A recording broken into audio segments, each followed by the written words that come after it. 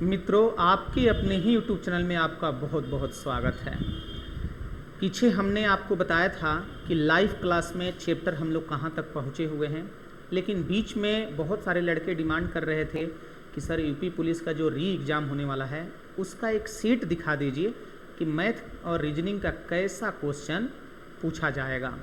तो हम आपके लिए एक यूपी पुलिस का ही सेट लेकर आए हैं जिसमें मैथ रीजनिंग के प्रश्न हैं, और मेरा दावा है कि इस पैटर्न से हट के आपसे क्वेश्चन नहीं पूछा जाएगा। हम ये नहीं कह रहे हैं कि यही प्रश्न आ जाएगा, लेकिन ये मेरा दावा है कि पैटर्न आपका यही रहेगा, जिस पे हम आपको बहुत सारे चैप्टर पे ध्यान दिए हुए हैं या फिर आपको ध्यान दिलाएंगे। आप ध्यानपूर्वक आप देखें तो हमें उम्मीद है कि यूपी पुलिस के एग्ज़ाम के मैथ रीजनिंग आपसे नहीं छूटेगा, अगर उस बेस से आप कमांड रखेंगे तो चलते हैं हम लोग प्रश्न पर। देखिए, सबसे पहले हमने लिया है रीजनिंग का कुछ प्रश्न। इसमें हमने दिखाया है कि जो डिक्शनरी चैप्टर का डिक्शनरी के अकॉर्डिंग हमें सजाना होता है वो प्रश्न कैसे बनता है, एकदम श्योर आपसे पूछा जाएगा। देखिए, यहाँ से डिक्शनरी का होता है, जैसे डिक्शनरी में आप जानते हैं कि पहले हमारा ए आता है, बी सी डी इस क्रम में, तो यही डिक्शनरी के क्रम से हमें सजाने होते हैं, लेकिन वर्ड में दिया रहता है उसी वर्ड के लेटर को आपको डिक्शनरी के अकॉर्डिंग सजाने होते हैं।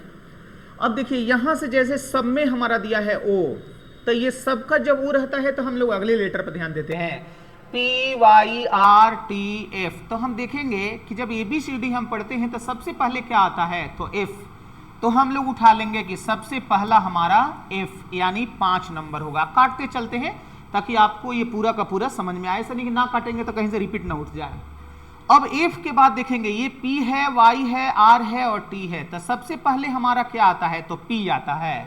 पी के बाद ही Q R S T Y वगैरह आता है, इसलिए ये काटेंगे और यहां लिख देंगे 1।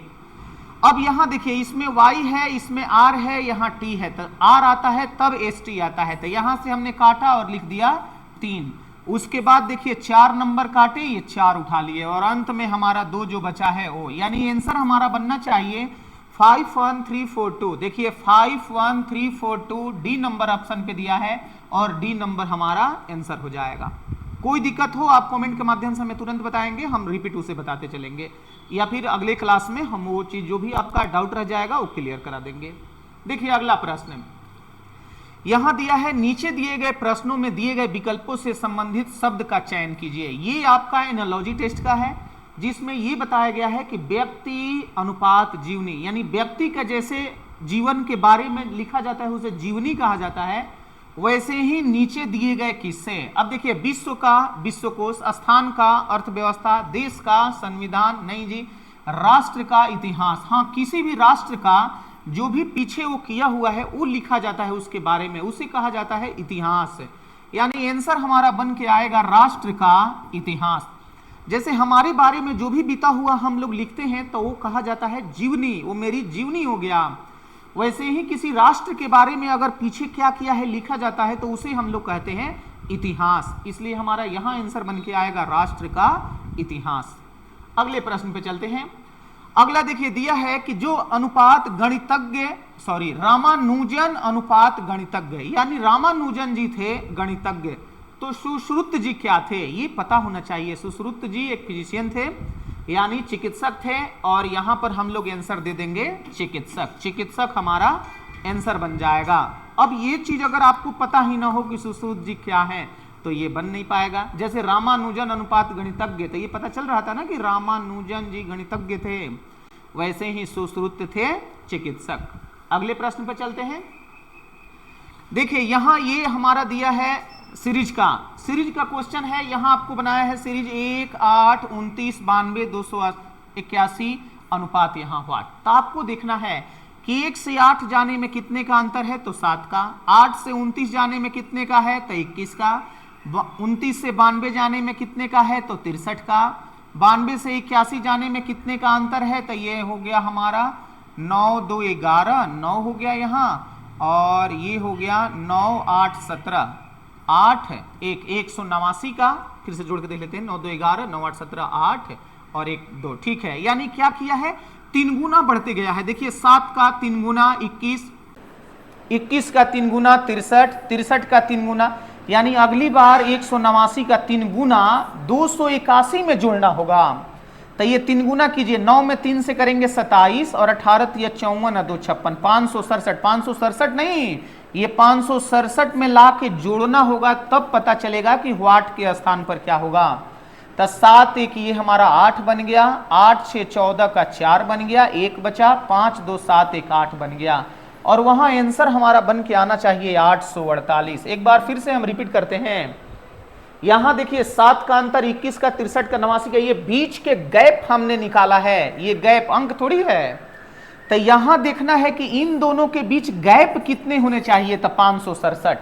तो इसके साथ गैप को जोड़ के अगला नंबर लिखा जाना चाहिए, तो इसके साथ गैप को जोड़ के अगला नंबर हमने कर दिया, और ये अगला नंबर हमारा बन के आ गया 848। 848 हमारा आंसर हो गया।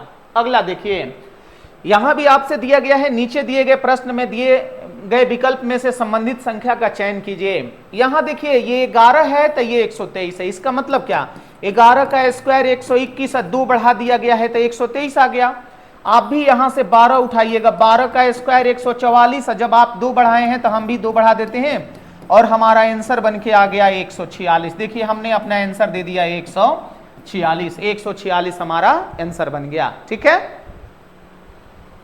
आइए अगले प्रश्न पर देखिए, यहां पर दिया है 2 7 22 67 और व्हाट। आपको क्या करना है, देखिए किया क्या है, 2 को 3 से गुणा करके 1 जोड़ा है, 2 को 3 से गुणा करके 1 जोड़ा है तो अगला आ गया है, फिर 7 को 3 से गुणा करके 1 जोड़ा है तो फिर अगला आ गया है, 22 को 3 से गुणा करके 1 जोड़ा गया है तो फिर देखिए अगला आ गया है।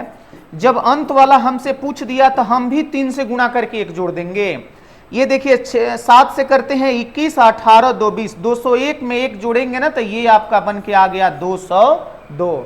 और देख लीजिए 202 हमारा कौन से ऑप्शन पे है, तो ऑप्शन डी पर है। ठीक है, 202 हमारा आंसर बन गया। चलते हैं हम लोग अगले प्रश्न पर। देखिए यहां दिया है रैंकिंग का, जिसमें यह कहा है कि कुणाल रोहित से बड़ा है, विवेक सुषमा से छोटा है, और कुणाल विवेक से बड़ा है, तो सबसे छोटा कौन है। जैसा प्रश्न दिया है पहले हमें उसे सेट कर देना है। जैसे यहां देखिए कुणाल रोहित से बड़ा है, कुणाल भैया ऊपर गए, रोहित भैया नीचे आए। विवेक सुषमा से छोटा है, विवेक जो है सुषमा से छोटा है, यानी सुषमा ऊपर और विवेक नीचे, सुषमा दीदी ऊपर विवेक नीचे। अब कहा है कि और कुणाल विवेक से बड़ा है, ये जो कुणाल है वो विवेक से बड़ा है, इसका मतलब क्या, विवेक यहां एडजस्ट होंगे, तो सुषमा दीदी यहां पर रहें या यहां पर रहें या यहां पे रहें या यहां पे रहें, कहीं भी रह सकती हैं, सुषमा दीदी का फ्री है। लेकिन आपसे क्या पूछा गया है कि सबसे छोटा कौन है, तो सबसे छोटा नीचे वाला ना, यानी आर, यानी रोहित, रोहित के लिए ही आर दिए हैं। आपसे पूछा गया है सबसे छोटा कौन सा है, तो आप आंसर देंगे रोहित। अगर हमसे ये पूछा जाता कि सबसे बड़ा कौन है, तो ऐसा नहीं कि सुषमा दीदी दे देंगे, नहीं, कैसे पता कि सुषमा दीदी नीचे हैं कुणाल से कि कुणाल से ऊपर हैं। अगर सबसे बड़ा पूछा जाता तो सुषमा दीदी का कभी जिक्र नहीं होता, आंसर क्या होता, निर्धारित नहीं किया जा सकता। जब सबसे बड़ा पूछा होता तब, जब सबसे छोटा पूछा है तो कंफर्म आंसर बन के आएगा रोहित, रोहित हमारा आंसर हो गया। ठीक है, चलते हम लोग अगले प्रश्न पर। यहां देखिए ये भी हमारा शब्दावली के अनुसार आपको सजाना है, फिर यहां भी उठाते हैं। देखिए N N N N N, सब में एन है तो छोड़ देंगे, अगला बढ़ते हैं ए, 2 देखिए यहां पर ए मिल गया, तो ये तो तय है कि ए वाला उठेगा।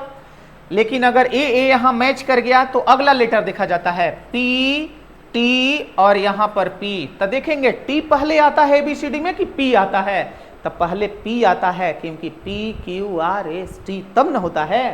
तब पहला क्या निकल गया, आ गया 5 नंबर। देखिए हमने पहला निकाल लिया 5, उसके बाद तय है कि 2 नंबर ही आएगा, तो 2 नंबर उठा लीजिएगा। ये तो क्लियर हो गया। यहां देखिए ई आता है पहले कि आई आता है, तब पहले ई आता है, तब तो ई का उठा लीजिए। लेकिन आई में 2 है, देखिए आई यहां तक, आई यहां तक, उसके बाद पी और जी, तो पी और जी में देखना होता है कि पहले पी आता है कि पहले जी आता है, तो पहले जी आ जाएगा, इसलिए आंसर क्या बन गया 4 नंबर, और अंत में हमारा आ जाएगा 3 नंबर। तो आपको अपना आंसर दे देना है 52143। यहां ऑप्शन मेरे से कट गया है, इसलिए आंसर आप ऑप्शन देंगे, जो भी ऑप्शन में दिया होगा 52143। ठीक है। बहुत सारे लोग पूछ रहे थे कैसे सर सच जाता है, इनके बाद ये आया है, टी आया है, बस ऐसे ही लेटर के अकॉर्डिंग है, बहुत आसान ही चैप्टर है, लेकिन तय है कि हर एग्जाम में ये दिखता है। ये भैया कहीं भी खड़ा हो जाएगा, आइए हम आ गए, तब कहीं भी खड़ा हो जाएगा, तब कहीं भी आंसर लेके आ जाइए आप, क्योंकि ये बनाना आसान है। ठीक है। अगला देखिए, कहा है नीचे दिए गए प्रश्नों में संख्या के विषम युग का चयन कीजिए। विषम युग यानी 3 एक जैसा होगा और 1 हमारा अलग होगा। तो हमने देखा 11 से 88 डिवाइड हो जाता है, 8 से 24 डिवाइड हो जाता है, 12 से 72 डिवाइड हो जाता है। लेकिन यहां जब आप करने जाएंगे ना कि 14 को 48 को 14 से डिवाइड करेंगे, कतई ना होगा, और जब ना होगा तो वो अलग हो गया, और जब अलग हो गया तो उसी अलग को कहा जाता है कि भिन्न। तो देखिए ये भिन्न हमारा कौन सा आ गया, ए नंबर। ठीक है। अगला प्रश्न देखें, नीचे दिए गए प्रश्नों में उस शब्द का चयन कीजिए जिसे दिए गए शब्द के वर्णों से नहीं बनाया जा सकता। यानी आपको इसमें से ऐसा उठाना है वर्ड कि जो ऊपर में उसका लेटर शामिल नहीं हो, उसके लेटर से नीचे वाला नहीं बन सके। जैसे एम ई एन, तो देखिए एम है, ई है, एन है, तो बन सकता है, तो काट देंगे। आपको तो आंसर देना है नहीं बन सकता, और ये बन सकता है तो काट दिए। फिर यहां देखिए tall, T A double L, तो देखिए टी है, ए है, एल है, बस एक ही एल तो है, लेकिन टॉल में तो 2 एल आना चाहिए, तब बस यही हमारा बन सकता है, नहीं बन सकता, सॉरी यही नहीं बन सकता है। और नीचे देखिए बना के बन जाएगा S T A L E, तो एस हो गया, टी हो गया, ए हो गया, एल हो गया, ई हो गया, बन गया। यहां देखिए mental, M E N T A L, M E N T A L, बन गया। यहां पर भी टी ए एल रहता तो बन जाता, लेकिन डबल एल है, जब डबल एल है तो इसमें डबल एल होना चाहिए, भले आगे पीछे हो तो क्या होना चाहिए, लेकिन है ही नहीं, यहां तो एक ही एल है, जब एक एल है तो नहीं बनेगा, तब हम लोग आंसर देंगे बी नंबर। बी नंबर हमारा आंसर। क्लियर है। अब देखिए इतना ही हमने उठाया था रीजनिंग, फिर हम आपको अगले सेट में देंगे और भी अलग टाइप के रीजनिंग, फिलहाल इसमें हमने इतना उठाया था। अब हम आपको मैथ का भी लेवल दिखाते हैं कि मैथ किस तरह का आपका पूछ सकता है। हम ऐसा नहीं कि एक ही सेट में सारा आपको दिखा दिए, अब लगातार हम आपको सेट दिखा देंगे, सारे के सारे टाइप आपका क्लियर हो जाएगा। ठीक है। देखिए यहां कहा है कि ए बी सी साथ मिलकर एक कार्य को 20 दिनों में, यानी ये टाइम एंड वर्क का है, जिसमें ये बताया है कि ए बी सी मिलकर किसी कार्य को करते हैं 20 दिनों में। हमने लिख दिया ए और बी साथ मिलकर 30 दिनों में पूरा करते हैं। अगर ए और बी एक साथ काम करे तो ये लोग 30 दिनों में करते हैं, तो सी अकेले कितने दिनों में। तो सी का निकालने के लिए सी का क्षमता होना चाहिए, तो 20 और 30 का आप एलसीएम निकालिए। एलसीएम जैसे ही हमने निकाला 60 आ गया, इनका क्षमता 3, इनका क्षमता 2 आ गया, ये हो गया हमारा क्षमता। 3 में से 2 घटाइए, देखिए सी का क्षमता दिखने लगेगा 1। तो पूछा है कि अकेला सी इस कार्य को कितने दिनों में, तो कार्य हमारा 60 है, सी का क्षमता 1 है, 60 बटा 1 कर देंगे, बन के आ जाएगा 60 दिन। 60 दिन हमारा आंसर हो गया। क्लियर है। अब यहां से जिसका भी अगर हो सकता था ए कहीं दे और बी सी का कंबाइन पूछ दे, तो उसका क्षमता के अकॉर्डिंग अगर आप क्लास देखे होंगे तो ठीक है, वरना मेरा बहुत सारा लाइव वीडियो पड़ा होगा, वहां से देखिए टाइम एंड वर्क हमने बेहतर तरीके से समझाया है। हमें उम्मीद है कि एक बार आप देखेंगे तो आपको पूरा का पूरा समझ में आ जाएगा। ठीक है। अगला देखिए, दिया है विजय विकास से 10% अधिक सक्षम है। जो विजय है वो विकास से 10% अधिक सक्षम है। सक्षम का मतलब कि उनका क्षमता अधिक है। विजय विकास से यानी इनका अगर 100 तो इनका 110, ये हमने क्षमता लिख दिया। ऐसे तो आप कुछ भी मान सकते हैं, 2 तो 10% बढ़ा के x तो 10% बढ़ा के xy पर भी लिख सकते हैं, कोई दिक्कत नहीं है। अब यहां से आगे दिया है, यदि विकास एक कार्य को 33 दिनों में, विकास जो है इसे 33 दिनों में पूरा कर सकता है, तब पूछा है विजय इसे कितने दिनों में करेगा। अब देखिए ये वाला जो क्षमता है, यहां से आप चाहें तो 0 कटा सकते हैं, मन ना करे तो ना कटाइए, कोई फांसी नहीं दे रहे हैं। यहां से 0 अगर कटा देंगे तो देखिए 11 10 हो गया, लेकिन जब दिन दिया होगा तो दिन कभी मत कटाइएगा, दिन कटा दीजिएगा सारा तहस नहस हो जाएगा। दिन कभी नहीं कटाना है, क्षमता कटा सकते हैं छोटा कार्य करने के लिए। अब कार्य हमारा छोटा सा हो जाएगा क्योंकि कार्य हमारा निकलता है दिन गुणा क्षमता करके। यहाँ 33 है गुणा 10 है, देखिए आपका कार्य बन के आ गया 330। अब विजय का अगर पूछा है तो यहां लिखिएगा ये 330 हमारा कार्य हो गया, जबकि विजय का क्षमता है 11। कटा दिए है ना, तो 11 से जैसे ही भाग लगाएंगे विजय का दिन बन के आ जाएगा 30 दिन। ऑप्शन में आप देख लीजिएगा कि कहाँ 30 दिन है, जहां है धाएं से आंसर दीजिए, आंसर हमारा बन के आ गया 30 दिन। क्लियर। अगला देखिए, एक वस्तु पर 20% छूट के बाद भी 20% का लाभ होता है, तो छूट ना देने पर कितने प्रतिशत का लाभ होगा। ये हमारा लाभ हानि का प्रश्न है। लाभ हानि भी हमने लाइव वीडियो में पढ़ाया है। आप ऐसा कीजिएगा, चैनल पे जाइए, वीडियो सेक्शन में जाइए, लाइव में जाइए, लाइव में देखिए पूरा का पूरा प्लेलिस्ट बना हुआ है और उस प्लेलिस्ट में लगभग सारे चैप्टर हमने दिया है और बेहतर तरीके से पढ़ाए हैं, क्वेश्चन के साथ, इंपॉर्टेंट क्वेश्चन के साथ पढ़ाए हैं। आप एकदम बिल्कुल वहां से जाके अपना डाउट क्लियर कर सकते हैं। उसमें हमने बताया था कि एक वस्तु को 20% छूट के बाद अगर 20% का लाभ, तो छूट हमेशा दिया जाता है अंकित मूल्य पर। हमने लिख दिया यहाँ अंकित। ऐसे आप अंकित मूल्य के बदले कुछ मान के भी बना सकते हैं, लेकिन हमने अंकित का अंकित मूल्य लिख दिया। 20% का छूट, देखिए 20% के छूट का मतलब हमने 80% कर दिया, तो 20% का लाभ होता है। अब क्रयमूल्य अपने आप में होता है 100%, तो यहाँ क्रयमूल्य का आप 100 दिखाइएगा और 20% लाभ, तो यहाँ कर दीजिएगा 120/100। ध्यान में रहे, ये हमारा जो क्रयमूल्य 100% है, ये हम माने हैं कि 100% हमारा फेस वैल्यू होता है, तो क्रयमूल्य 100। लेकिन आप चाहें तो दूसरा कुछ भी मान सकते हैं। आप मान लेंगे तो जितना आंसर आना है उतना ही आएगा भाई, मानने में कोई दिक्कत नहीं है। 100, 200, 400, 1000, 2000, लाख, कुछ भी मान लीजिए, आंसर तो भैया घुमा फिरा के वही आएगा। अब यहां से देखिए, यहां से ये पता चला कि अंकित मूल्य पर हमेशा छूट दिया जाता है और क्रयमूल्य पर हमारा लाभ हानि दिखाया जाता है। दोनों मूल्य विक्रय मूल्य कहलाता है, इसलिए दोनों आपस में बराबर हो जाता है। यहां से 0 0 खत्म, 40 से ये हमारा 2 बार में, 40 से 3 बार में, 2 से ये कटेगा 50 बार में। हमने देखा हमारा अंकित मूल्य बन के आ गया 50 या 150। खरीदे कितने में थे? 100 में। अंकित मूल्य कितना? 150। अब कहा है कि छूट ना दें। चलिए 150 लिखा है, हमने बेवकूफ बना दिया किसी को, चलो 150 का 150 में हम देंगे, तो यही ना हमारा विक्रय मूल्य हो गया। अगर छूट ना देंगे तो जो लिखा हुआ है वही हमारा विक्रय मूल्य हो गया। ये विक्रय मूल्य, ये क्रय मूल्य, अगर बीच का अंतर देखेंगे ना तो आपको लाभ दिखने लगेगा। लाभ कितना बन के आया? तो 50%। आपको हल ही नहीं करना है यहां से। अब देखिए, अगर आप XY माने होते तो क्या होता? लाभ आता, फिर आपको लाभ प्रतिशत निकालना होता, तो आप कैसे लगाते? लाभ निकालने के बाद लाभ बटा में क्रय मूल्य, प्रतिशत के लिए 100 तो आता।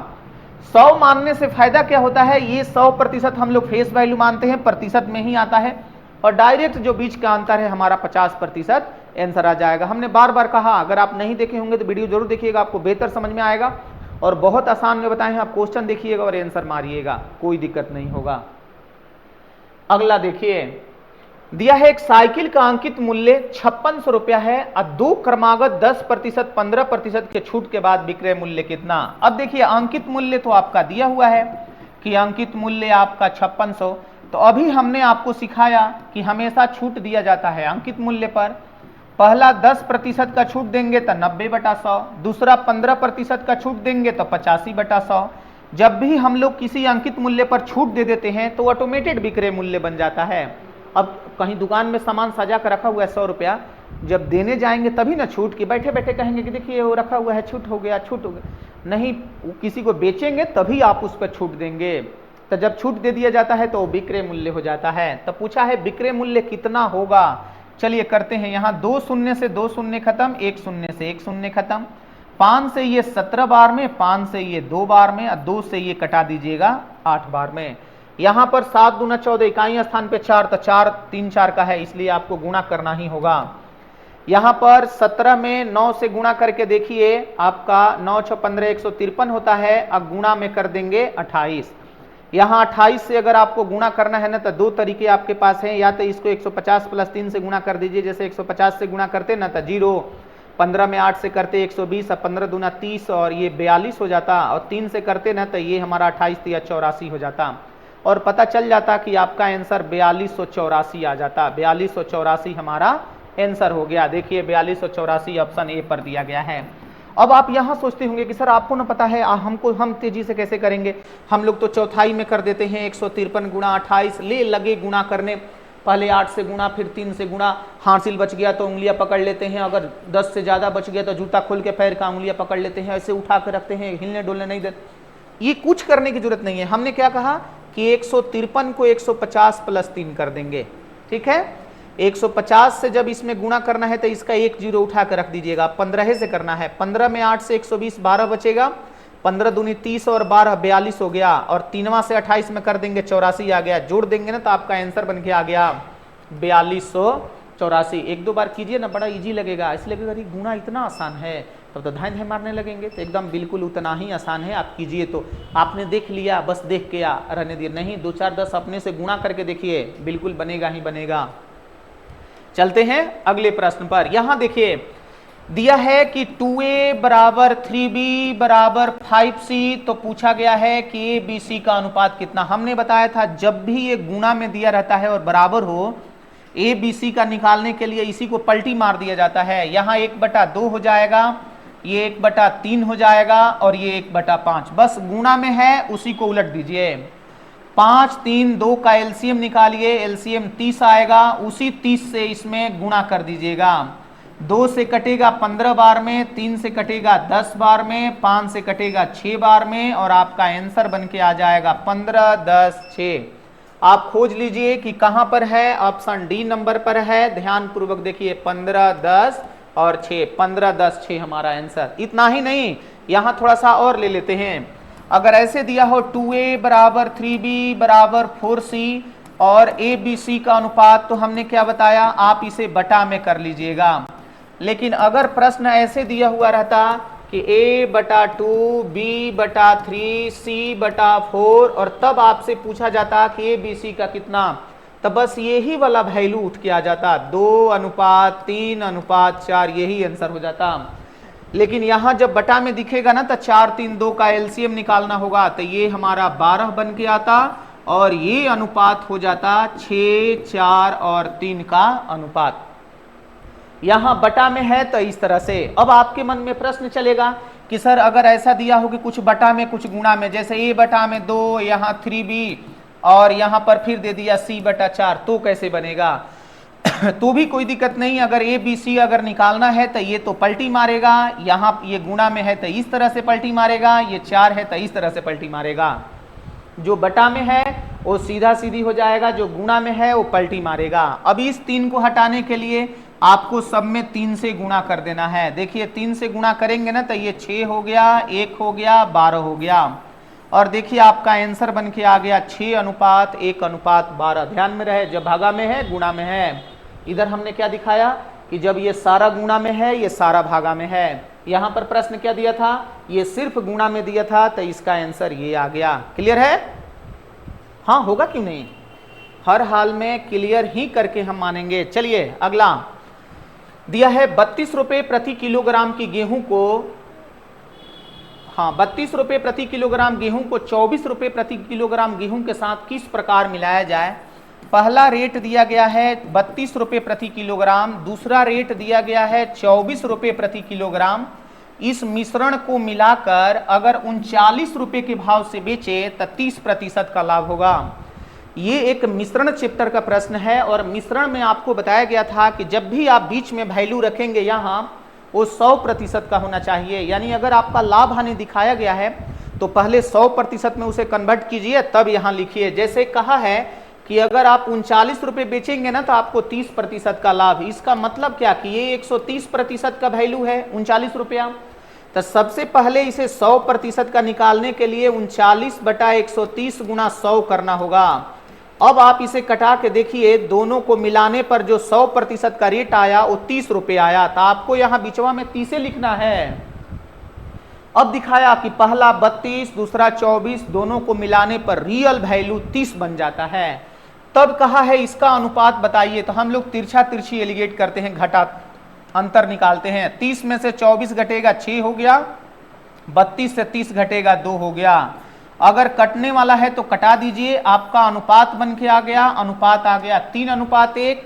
देखिए ऑप्शन ए पर दिया गया है, ये 3:1 हमारा आंसर हो गया। पार्टनरशिप का भी हमने एक लाइव वीडियो बनाया है, बहुत लंबा है, एक ही में हमने एक ही दिन में सारा का सारा क्वेश्चन दिखाए हुए हैं, तो आप बिल्कुल वहां देखें, आपका पूरा का पूरा क्लियर हो गया। फिलहाल इसका आंसर बन के आ गया 3:1, 3:1 हमारा आंसर। अगला प्रश्न देखें, दिया है कुर्सी का क्रय मूल्य मेज के क्रय मूल्य से 25% कम है। यहां हमने लिखा कि जो कुर्सी का हमारा क्रय मूल्य है मेज के क्रय मूल्य से 25% कम है। मेज का अगर क्रय मूल्य 100 है तो इनका हो गया 75। अगर क्रय मूल्य का आप रेशियो निकालना चाहें तो ये कटेगा और कट के 3:4 आ जाएगा। एक व्यक्ति 5 कुर्सी तो यहाँ 5 से गुणा कर दीजिएगा 15 आ गया। 7 मेज के क्रय मूल्य के बराबर, यानी 7 से गुणा कर दीजिए 28 आ गया। यानी प्रश्न ये कहना चाहता है कि 5 जो कुर्सी है 7 मेज के क्रय मूल्य के बराबर हमने बेच दिया। इसका मतलब कि आपने 15 में खरीदा था, 28 में बेच दिया, तो आपके लिए क्रय मूल्य तो 15 हो गया लेकिन विक्रय मूल्य 28। तो देखिए आपको लाभ कितना हुआ, तब 15 की चीज आप 28 में बेचेंगे तो आपको 13 का लाभ हुआ। बटा में क्रय मूल्य होता है तब 15 लिखिए, प्रतिशत के लिए आप 100 लिख देंगे। 5 से कटा के देखिए 20 बार में, 5 से 3 बार में, और पता चल गया कि 260 बटा में 3 होगा। इसे जैसे ही कटाएंगे 8 तिया 24 यानी 86.66, ये लगभग में आएगा। कटाइएगा जरूर 86.66। ऐसा ना सोचिएगा कि सर को तो आंसर याद है तो काहे नहीं हम भी आंसर याद कर ले, काम में गड़बड़ा जाएगा भाई। यहाँ पर कटा के ही हमने दिया 8 तिया 24, यहाँ 8 लिखे, 2 गया तो 20 बन गया था, 6 तिया 18, फिर 2 आया दशमलव, फिर 6 तिया 18, 6 तिया 18 कंटिन्यू जा रहा था, हमने वहीं पर रोक दिया और आंसर दे दिया 86.66। रट्टा नहीं मारना है और कतई हम सलाह ना देंगे, कभी नहीं करना है, ये क्षणिक होता है। आज रट्टा मारेंगे कल भूल जाएंगे, फिर जहां से उठे हैं वहीं पर 0 के 0 रह जाएंगे। कभी रट्टा नहीं मारना है। चलिए अगला प्रश्न, अगला देखिए, कहा है कि ए बी से 50% अधिक है तो बी ए से कितना प्रतिशत कम है। अगर आपको कम प्रतिशत निकालना है तो सूत्र आपका बन के आता है अधिक बटा में 100 प्लस अधिक, जितना आपका अधिक है, और प्रतिशत के लिए 100। अधिक हमारा कितना है तो 50, और 100 प्लस 50 कर देंगे तो 150, और प्रतिशत के लिए 100। 50 से देखिए 3 बार में कटेगा और 100 बटा 3, इसे हम लोग कहेंगे 33.33%। ये देखिए आ गया 33.33%। अब ध्यान दीजिएगा, अगर ये तो कम का पूछा है, अगर यहां पर कम दिया हुआ रहता कि इतना कम और अधिक का पूछता तो अधिक के लिए भी हमारा सूत्र बन के आता है कि कम बटा में 100 माइनस कम, कम या कमी जो भी दिया हुआ, प्रतिशत के लिए 100। वहां ध्यान रखना है ये अधिक प्रतिशत निकालने के लिए होता है और ये कम प्रतिशत। अगर आप परसेंटेज चैप्टर पढ़े होंगे तो उसमें हमने ये सारा क्लियर किया था, और ना पढ़े होंगे तो वही सेम बातें, आप जाइए लाइव में और उसमें हमने परसेंटेज चैप्टर पढ़ाया है। ठीक है, अगला प्रश्न देखिए, दिया है कि 1000 रुपए की मूलधन 20% वार्षिक दर से 3 वर्ष में मिलने वाला चक्रवृद्धि ब्याज साधारण ब्याज के बीच का अंतर। अब देखिए हमने आपको बताया था कि चक्रवृद्धि ब्याज और साधारण ब्याज आप निकालेंगे कैसे। साधारण ब्याज एकदम साधारण तरीके से होता है, जिसका सूत्र हमने बताया था कि 80%, यानी जितना रेट है उसी को टाइम से मल्टीप्लाई कर देने से सीधा SI प्रतिशत आ जाता है।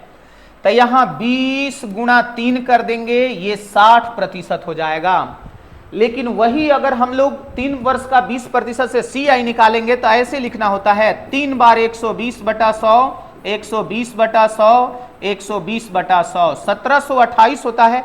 यहां से देखिए ना 3 2 5 शून्य हो गया, तो आप यहां से कटा सकते हैं 5 शून्य से, ये आपका 5 शून्य खत्म। 12 का 1728 होता है, 1 0 रहने पर 1 अंक के बाद दशमलव आपको लगाने होंगे, 172.8। तो 100 से जितना ज्यादा आया वही चक्रवृद्धि ब्याज होता है। देखिए ये, और यहाँ साधारण ब्याज कितना 60%।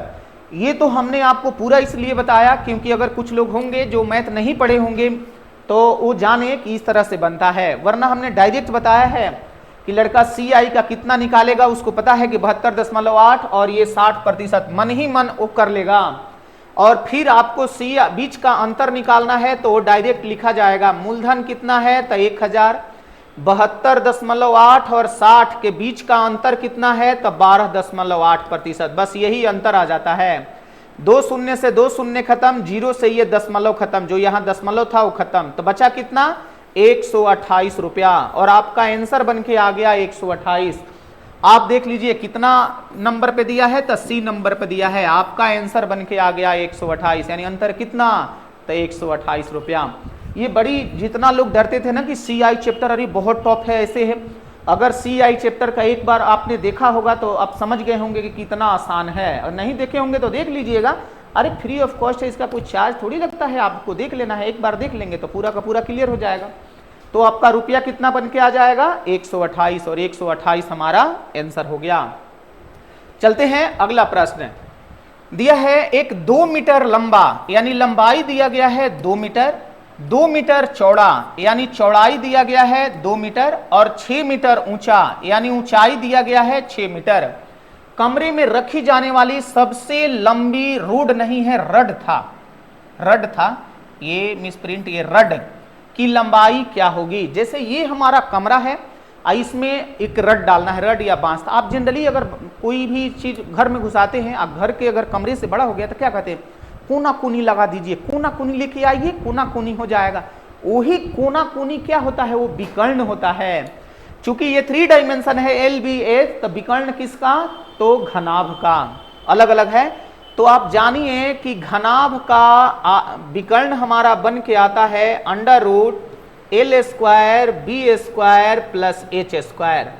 अब L का मान यहां पर 2 दिया है तो 2 का स्क्वायर 4 हो जाएगा, फिर 2 दिया है तो 2 का स्क्वायर 4 होगा, 6 दिया है तो 6 का स्क्वायर 36 हो जाएगा। ये 40 4 44, अंडर रूट देखिए ये हमारा 44 हो जाएगा, जिसको रूट में तोड़ेंगे तो 4 गुणा 11, 4 के लिए 2 निकल जाएगा, 11 रूट में ही रह जाएगा। और सबसे लंबा रड, वही रड कहे, छड़ कहे, पाइप कहे, कितने मीटर का होगा तो 2√11, ये मीटर में है तो मीटर में देखिए ये हमारा आंसर बन के आ गया 2√11। तो आपको बस ध्यान में क्या रखना है कि सबसे लंबा जो हमें रखना होता है वो हमारा होता है विकर्ण पर सबसे लंबा रखा जाता है, और घनाभ का विकर्ण L² B² H² होता है। ये तीनों का मान दिया गया है, जैसे हमने रखा आंसर बन के आ गया 2√11। ठीक है, तो आज के क्लास में हम इतना ही रहने देते हैं। ये हमारा पहला सेट हुआ, बाकी यूपी पुलिस के एग्जाम के पहले हम आपको 10 सेट दिखा देंगे। सारा का सारा मैथ रीजनिंग आपको यहीं से क्लियर हो जाएगा, इसी टाइप पर आप कमांड रखेंगे, आप बेहतर करके आएंगे। आज हम इतना ही रहने देते हैं, बहुत बहुत धन्यवाद आपको, फिर मिलते हैं हम लोग अगले वीडियो में। थैंक यू, नमस्कार।